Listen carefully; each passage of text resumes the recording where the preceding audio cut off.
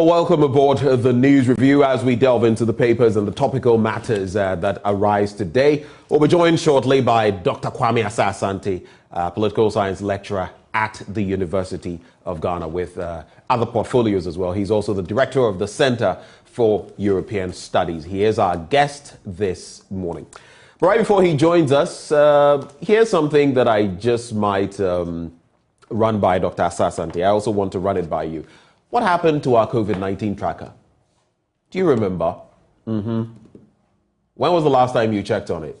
What did you find online? And we pumped a lot of money into this tracker. So what happened to the tracker?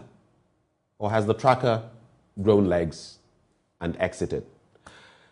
Think about that. Anyway, so we'll be getting into the papers, and let me start with the Daily Graphic. COVID-19 vaccine plant here. Pan-African project includes Rwanda and Senegal. Now, this is good news. Let me give you some details of that. President Nana Addo Dankwa has said that Ghana is on its way to establishing a fill, finish and packaging manufacturing plant for COVID-19 vaccines. He said he would visit Germany on February 16 this year. That's some weeks to come, together with the presidents of Senegal and Rwanda, Mr. Macky Sall and Mr. Paul Kagame, respectively, to inspect production facilities needed to activate the plant. And I quote him here: "We are going to build a Pan-African project with these two sister African countries where initially the fill and finish plant will be located in Ghana." He goes on, BioNTech of Germany, a health and technology company which now works with Pfizer, has agreed to be our partner and will contribute also to the construction of a modular production facility for other vaccines such as those for malaria and tuberculosis in Ghana, he added. So that is it, a Pan-African if you like, COVID-19 vaccine plant. South Africa has taken the lead, and it's only fitting that we follow. Let's look at other stories. Parliament reconvenes, e-levy consideration shifted to next Tuesday. That story is on page 16. It's something I'll definitely run by Dr. Kwame Asah-Asante. And the question is why? Well, Parliament reconvened, all right. That was yesterday for the commencement of the first meeting of the second session of the 8th Parliament of the Fourth Republic. The consideration of the electronic transaction levy bill, which made the House to adjourn proceedings abruptly on December the 21st last year, was not on the order paper for the day when the House reopened for business. And the reason? There are supposedly to be deliberations on the matter. I'll be running the details by Dr. Kwame Asah-Asante. Doc, a very good morning to you. Thank you for joining the conversation. Doc, you would have to unmute. Yes. Hello. I can hear you now, Doc. I can hear you. Great. Hope you're well. It's been a week. Very well. It's been a full week. Yeah, I can see that. A lovely jacket and polo neck, by the way. Doc, we are guy. You know, sometimes you need to be swag, you know. I know, right? Yes. Doc on swag. Anyway, you're on fleek. So I just brought up this story in the Daily Graphic newspaper about a COVID-19 vaccine plant here. It's a project that includes Rwanda and Senegal, which is to be based in Ghana. There is BioNTech together with Pfizer coming through with this package. And our president in some 2 weeks, around February 16, will be traveling to Germany to finalize some of these details. How crucial, I mean, this is not your field, but how crucial is it, owing to the fact that for every now and then we have pandemics and all, how crucial is it that we have this vaccination center in Ghana? I think it's a progressive decision. We need to have taken this thing a long time because time and again we are confronted with, you know, viral infections and whatnot. It started time immemorial. And if you see countries such as the United States, they have been so proactive, and other developing countries preparing ahead of time so that in case of such eventuality, they are not caught pants down by events. So if my country want to take that bold step to be proactive, why not? We have seen countries such as Vietnam and all that, which are sources or centers for production of vessels. So why can't Ghana also emulate same and do the needful? So I think it's a right call. We need to walk the talk all the time. It shouldn't be just one of set things that we do and we go to sleep. We should implement it to the fullest so that the full benefits will be on us as a country. Okie doke. And the other issue that really hits me from the Daily Graphic newspaper, as far as the headlines I've taken so far, has to do with Parliament reconvening. And the e-levy was not up for consideration yesterday. That was the expectation of everybody, that the e-levy would be there. It would take center stage. That didn't happen. And we've been told that there's the need for further deliberation on the matter. But it's interesting because we've heard from the minority and they are stating that the sort of deliberations that should have been done before even pivoting an e-levy were not done. They have adopted their own stance. And now we are going backwards to say we are now going to consult the people, when in fact decisions have already been taken. In fact, government has already decided that it will go ahead with this e-levy, and even at 1.75%, because that's what the communicators have been saying. Is this another knee-jerk reaction? Is this another attempt to placate the masses, the people? What do you make of it? I think the issue about e-levy, we are well aware that government has failed ab initio. If government want to make amends, they should choose the right path to do it than what you rightly put as knee-jerk reaction. We have said time and again, and I want to reiterate the point here, that taxation is not a bad thing. If you govern without the ability to tax, then it means it speaks volume of your capacity as a state. But the magnitude is what we are worried about, that given the circumstances we find ourselves, it will be difficult, if not impossible, for Ghanaians to bear that 1.7 tax, burden. So why can't you listen to groups, stakeholders, so that you can come out with something that is meaningful for all? That's a very simple matter that government is refusing to understand. And it's simply because government has not found other means of raising revenue to shore up its revenue for the administration of the state. It's very unfortunate because ideas are bound. If you really are interested in getting ideas to run the country, it shouldn't be a difficult one than with such a posture, that uncompromising posture, a posture that will not warrant consensus, would not allow for dialogue. Then it becomes a monologue issue. But remember, governance is what give and take, is a dialogue process. So if government want to go on this tangent, I'm afraid this will not help anybody. So they need to soften their grounds and then do the needful by talking to groups, by seeking advice, so that at the end of the day, this bill passes and passes through so that they get the right revenue to run the administration of the state. It's unfortunate of this that we have government push in this direction. Well, next Tuesday, we'll see how this culminates. But another matter of concern, the SONA, the State of the Nation Address, it's to be delivered at the start of every year, the start of parliaments, going back and all of that. It didn't happen yesterday, and a member of parliament for North Tong, Okujato Ablakwa, brought it up. The majority leader stated that the leadership of parliament, including the speaker, would deliberate on the matter and bring some closure to it, fix a date.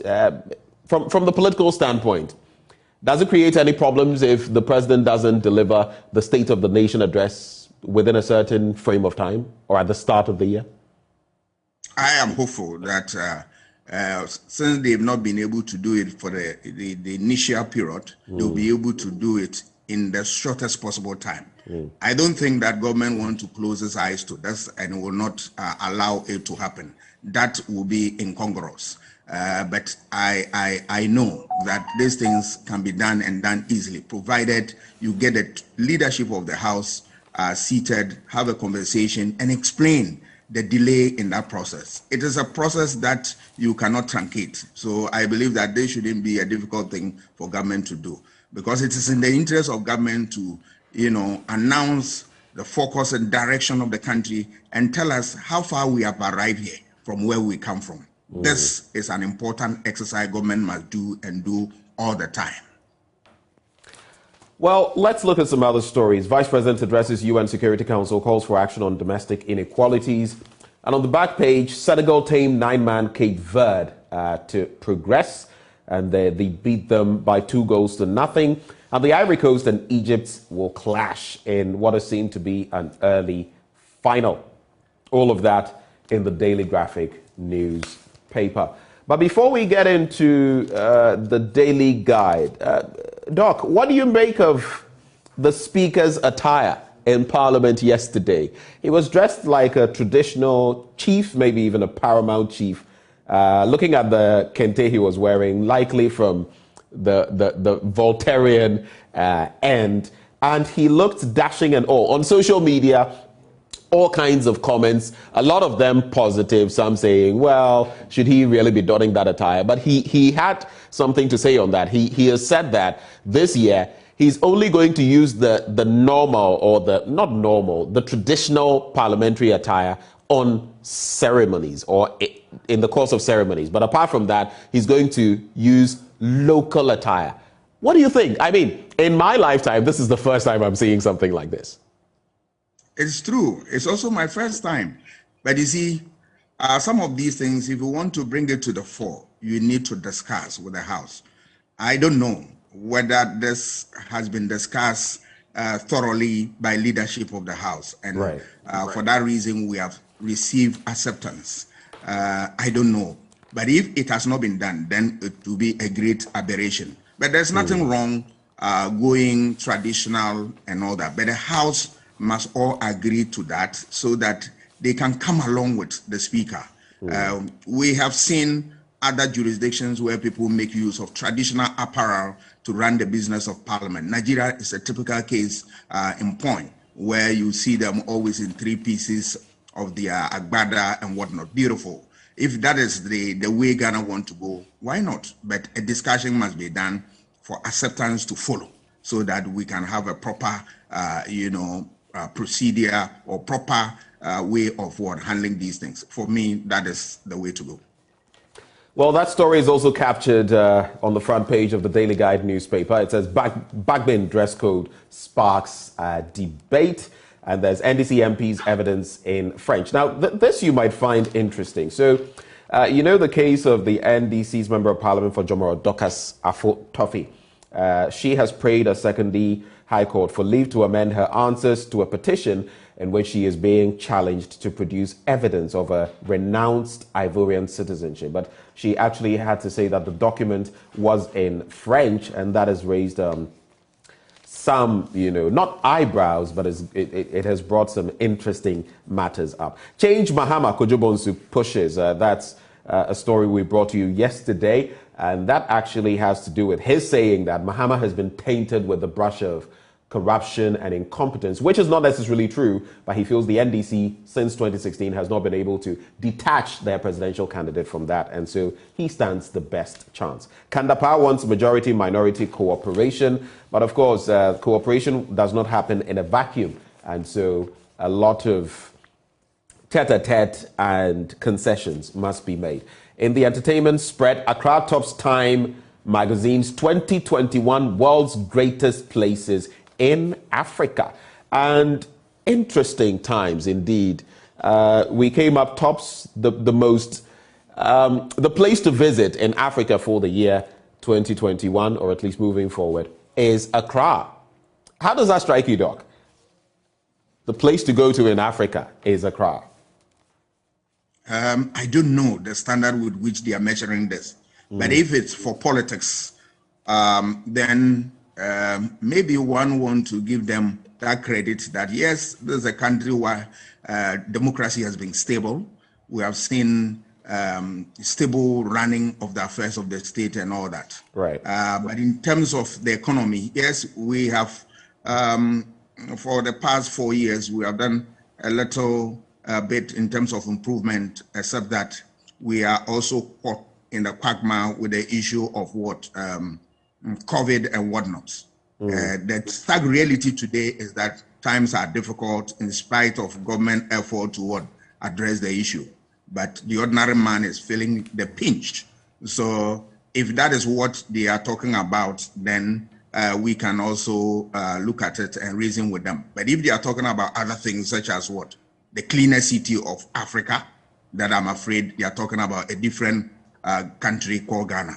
because as we have now, that is not in best of shapes, in spite of the president promise that by the end of his tenure, which that tenure has ended, the first one, we do not see much in that direction. I hope and pray that other areas which we have dipped, we will up our game and strengthen the frontiers of our country to make it more attractive, not on paper, but in reality, that anybody who comes here will see the evidence for him or herself. And speaking of some of those areas, I am sure this story on page 9 of the Daily Guide will catch your attention. Ghana maintains corruption perception position. And here's our reality. In the last 2 years, 2020, 2021, we have scored 43 points. We placed 75th in 2020, 73rd in 2021, out of a pool of 180 countries. But you look at our trajectory, and we are not doing anything that points to the fact that we are making incremental gains. The Seychelles, Botswana, these were countries at the bottom. I mean, not at the bottom of the league table, but very low. They've advanced. They've made great strides. We still find ourselves where we do. And apart from in 2014, when we had a score of 48, we have always, been between the 41 to 45 range. In fact, in the 1990s, 98 to 2000, right before 2000, we had an average of 39.8. So it appears the battle against corruption, I don't know whether when you look at this, it gives you any comfort or cold comfort. Never. The fight against corruption has been one that has been waged with difficulty since the birth of this republic. Government have made effort to deal with it head on. Right. But the stark reality is that they have not been able to find way around corruption. It's simply because we are not ready to fight corruption. I want to put it blunt. Because we know means of addressing corruption. We know sources of corruption. What are we doing with that? Let me give you a typical example. Issue of political party financing. It's a clear way where where corruption gets to our system. What are we doing? The state has not taken the trouble to look at how to fund, political party campaigns. We have left that one with the political parties, and all manner of people are funding, and they are getting opportunity to come back for contracts with some, very unclear ways of handling some of these things. These have gone a long way to create problems for us, and we are refusing as a country to see. We always, fight corruption using slogans, using gestures, and so forth, and so we do not mean anything. Look at countries such as America and all that. If you want to even go into political party financing as an individual, there's a threshold which you cannot go beyond. If you go beyond, you cross that line, you are going to jail. A very simple matter. What is the situation here? Even if we don't have such rules here, can't you borrow such nice experiences and make it our own here? We are only refusing to fight corruption. But we come out with slogans, we will protect public purse, we will fight corruption, zero tolerance for corruption. I think that these are all words that will only go a long way toward sway voters to vote in a certain direction. But the real fight against corruption, I'm afraid we are not ready to fight it. Should we then just fold our arms? I mean, the very thing you started with is a suggestion made by Transparency International, the Ghana Integrity Initiative, that one of the crucial things we ought to be looking at is dealing with political party financing and campaigning and how they go about it, among other things, strengthening institutions and the rest. But you remember, infamously, former President Kufuor saying that corruption has been with us since the days of Adam. Are we being too hard on ourselves? So, but why did President Kufuor promise that if he knew that we would be finding it difficult to fight it? It's simply because if you look at governance index, corruption features prominently, and there is no way that you can be given political power if you don't talk about corruption. That is why politicians are forced to mention things of ways by which they can deal with corruption. I know deep down them, they believe that this is a very daunting task that they will find it difficult to handle. Right. There are a lot of things that go a long way to affect this. Our traditional practices, our definition for corruption, our institutions, which are very, very weak.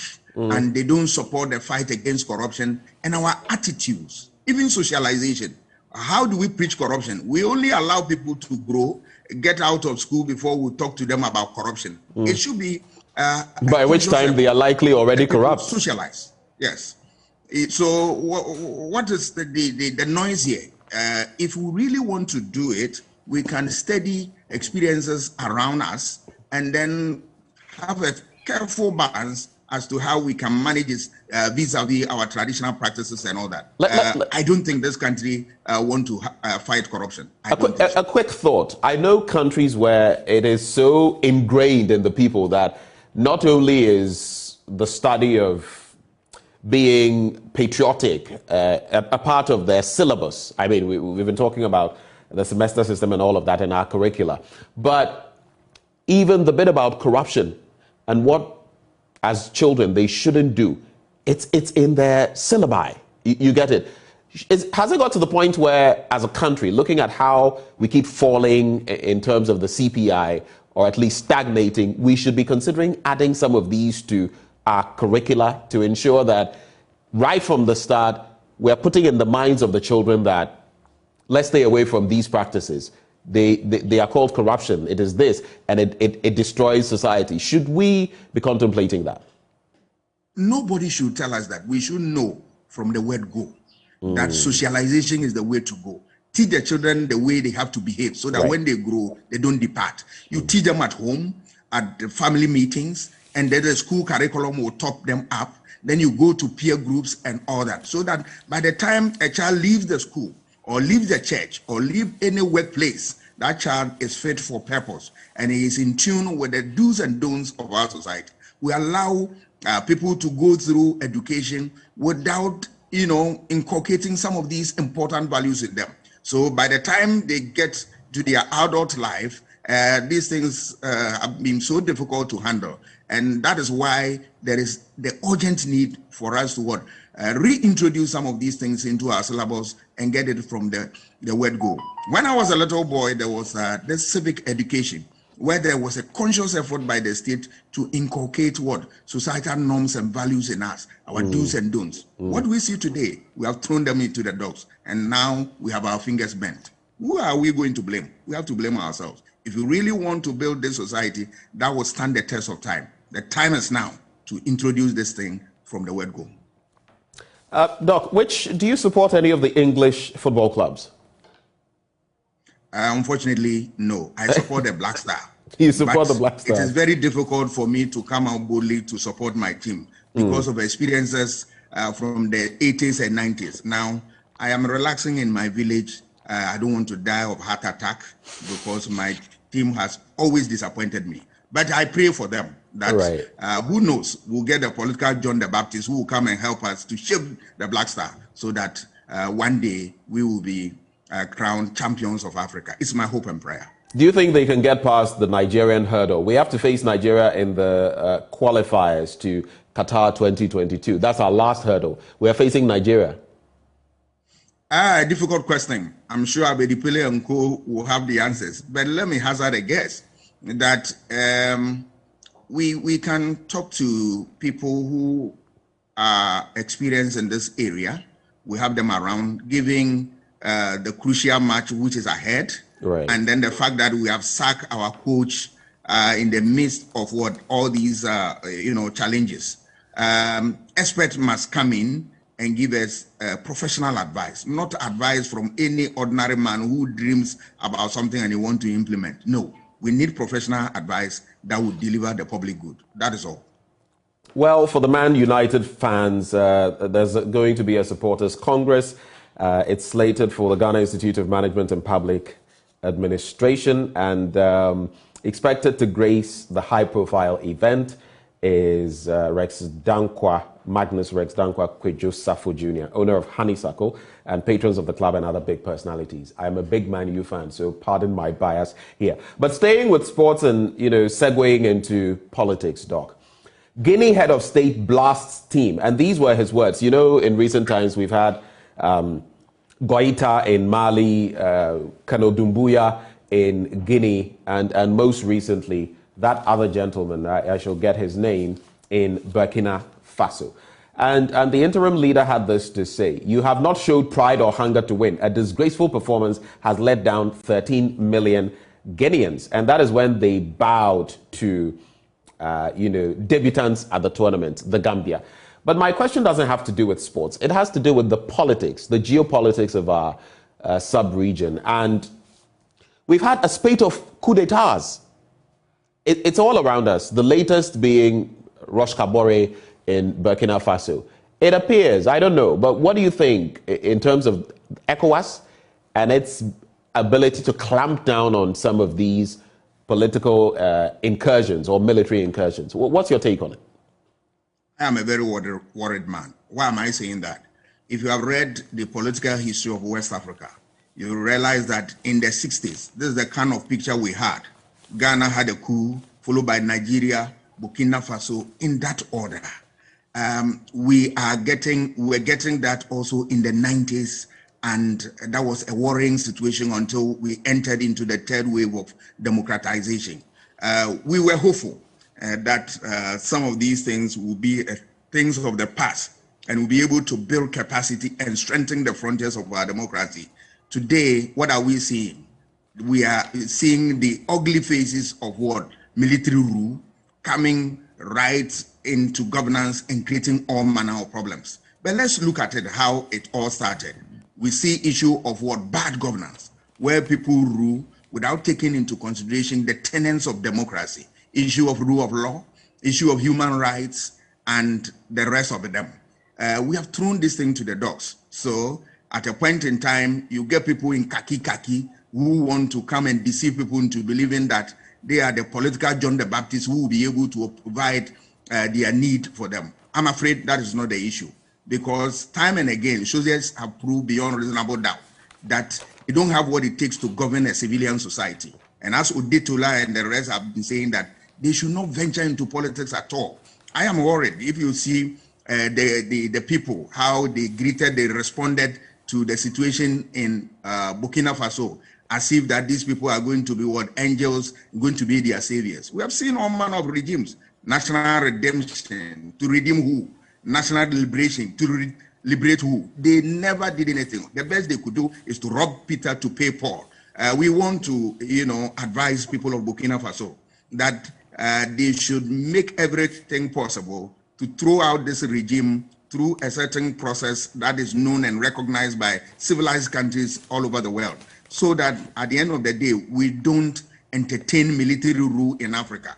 I am disappointed in ECOWAS because sometimes if you see some of the leaders, what they've done over the years, the issue of third term agenda, where they themselves sit in parliament, change constitutions, and extend the tenure, the constitutional limits of holders of political power. These are created all manner of problems for us. And as I've already said, issue of bad governance has also followed. Human rights have been thrown to the dogs. And when you have such political leaders coming out saying that they have the wherewithal to run the affairs of the state, I am afraid, because as we have seen, soldiers don't have what it takes. They come with all manner of theories. We have seen the Praetorian theory, where they believe that they have the magic wand to turn things around when we are in difficulty. Right. We have seen the civilian regime performance, where they think that civilian regime cannot handle such difficult situation, and it's only the military that they have. We want to advise our people in Burkina Faso that soldiers cannot govern the state and provide them the needed resources that they have to run the affairs of the state. Right. They must move towards having a constitutional government that will stand the test of time for them to have a stable and a sound administration in that country. And as you spoke of the Praetorian example, where the military has all these excursions, the recent case in Burkina Faso came to mind. Their chief reason, that the Burkinabe, government had failed to deal with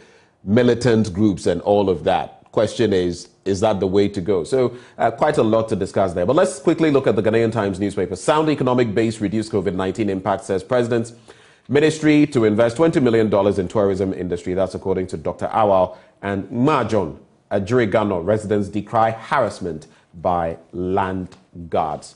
Let's move on to the Finder newspaper, and let's go back to Parliament, Doc, shall we? MPs must stop damaging Ghana's image. That's according to Information Minister Kojo Opon Nkrumah. And there's also that sad issue of Rebecca Kufuor, sad over the death of Ghana's first female brigadier general. The story is on page 9, and it has to do with Brigadier General Constance Ama Emefa Ejianu Afenu, the first woman to be promoted to the rank of Brigadier General in Ghana. But let's do the bit about Kojo Nkrumah saying MPs must stop damaging Ghana's image. What do you foresee as Parliament has reconvened? Are they going to be able to live up to this lofty point that has been made by Kojo Nkrumah, looking at the fact that we have, like it or not, a hung Parliament, split right through the middle? You see, the fact that you have a split Parliament or a hung Parliament, so to speak, doesn't mean that you have to always engage in a brawl. No. Right. There's no point in that. You see, all that you need in governance is talk. If you look at the etymology of the word parliament, it comes from what the French word parler, talk. Right. So I don't see why people get in there and they want to fight. Right. You use dialogue to address the issue. But you see, sometimes too, the difficulty is that the pusher of the majority in parliament sometimes creates situations that brings about some of these things. That is not to say or to suggest at the moment that what we are saying in terms of fisticuffs is as a result of the pusher of government. No. Right. We can use more dialogue to get in there. But you see, the whole world is watching them. Parliament has done it first time, second time. I'm not sure they want to go to the third time. Their image is very important. And for me, my position is that if we can single out certain individuals who don't want Parliament business to go on in a manner that is acceptable to all of us, then those people must fish out and thrown out during elections, so that we'll have Parliament that we are proud of, Parliament that will go, will discuss their issues based on what? Consensus, Parliament that they can lobby, Parliament that can use all the tools at their disposal to manage the affairs of the state for us, than to what? Engage in what blows. After all, Parliament is not a boxing ring. Right. Parliament is not a boxing ring. To wrap, the Meridian newspaper, NDC remains opposed to burdensome taxes. That's according to former President John Dramani Mahama. And again, Mahama kicks against e-levy. That's on the front page of Republic Press. But to wrap the conversation, Doc, UTAG is still sitting it out. CITAG is back in the fray. UTAG is not. You have a 21-day ultimatum, at least per your own regulations, where after which, if you've not been teaching, the schools must shut down. This week, by the close of this week, you would have approached that point. What is the latest from UTAG? And are you willing to get to that point just to make a point to your employer that you need better conditions of service? I think that this problem, I don't know why it is dragging like that. It's a very simple proposal that UTAG has made to government. And government also is aware that it is legitimate and it's important. Why this pusher of government that as if they don't want to listen, they don't want to support this, it's very unfortunate. But I believe that government in the few days to come will reflect on it thoroughly and do the needful. All of us want to build this state, but we cannot build this state on an empty stomach. It is a fact. We cannot build the state on an empty stomach, right? Yes, we can. We also have to have our share of the national cake, so that at the end of the day, it brings smiles on the faces of all of us, and then we go to this our job with much dignity and then with confidence. That is all that we need to do. And I'm sure government is not oblivious of this fact. Government must, come in strongly and then have a meaningful discussion, so that all these problems will be a thing of the past.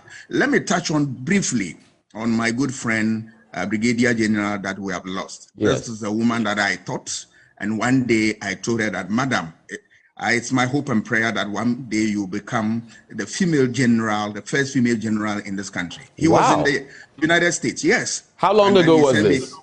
I've forgotten the years. And then he was in the United States and he sent a text to me and said, My brother, the thing you said has come to pass. Oh. And so I'm so sad to hear this. I don't know, but let me end it here. It is well. Man proposes, God disposes. Doc, thank you so much for joining us for another Wednesday morning, and I wish you the best of the day. Thank you. Well, this is how we draw the curtains on the news review. But up next, we bring you sports. A lot of action from yesterday. Morocco getting past, edging the Malawians. That was heartbreaking. But we have more action today as we see Egypt locking horns with the Ivorians. Stay for sports. Up next.